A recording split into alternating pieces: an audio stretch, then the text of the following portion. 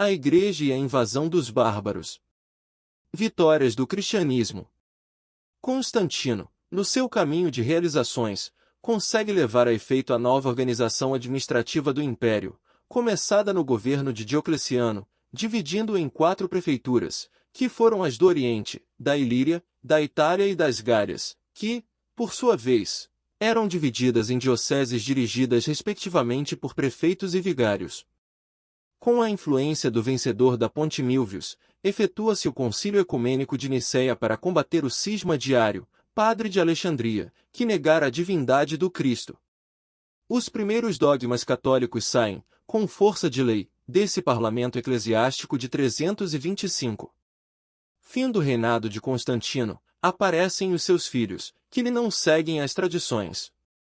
Em seguida, Juliano, sobrinho do imperador, eleva-se ao poder tentando restaurar os deuses antigos, em detrimento da doutrina cristã, embora compreendesse a ineficácia do seu tentamen.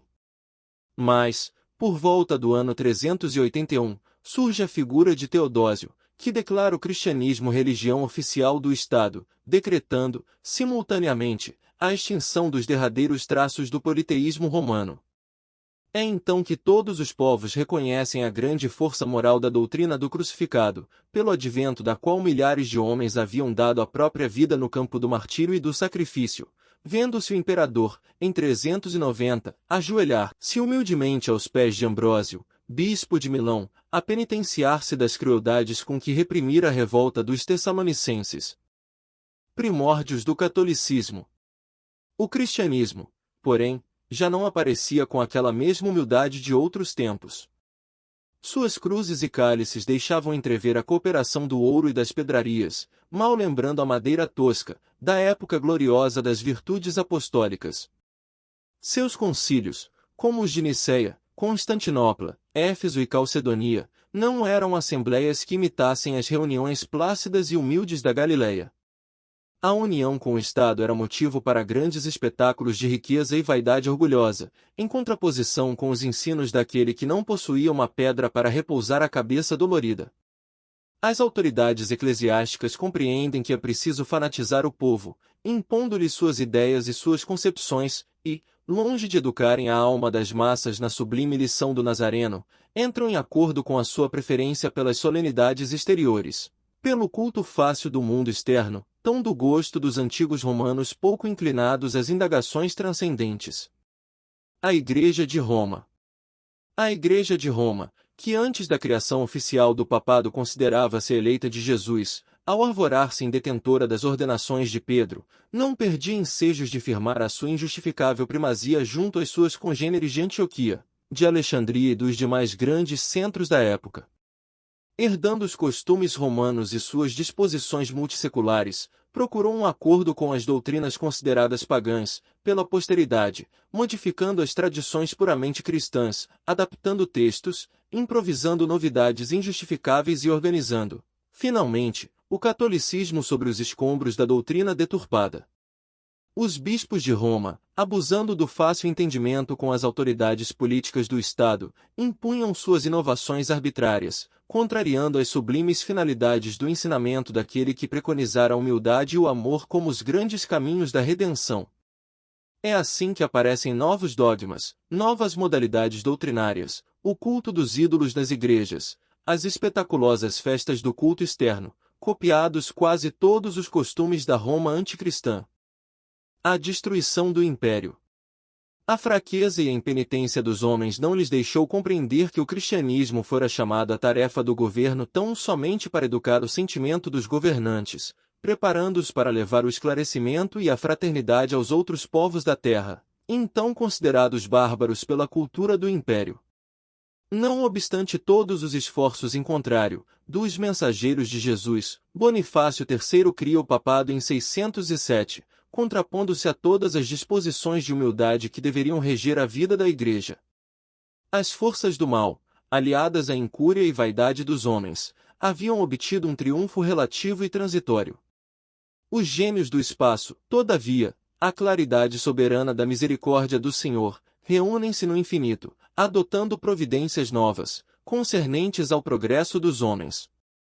todos os recursos haviam sido prodigalizados a Roma, a fim de que as suas expressões políticas e intelectuais se estendessem pelo orbe, abrangendo todas as gentes no mesmo amplexo de amor e de unidade. Sua alma coletiva, no entanto, havia deturpado todas as possibilidades sagradas de edificação e renegado todos os grandes ensinamentos.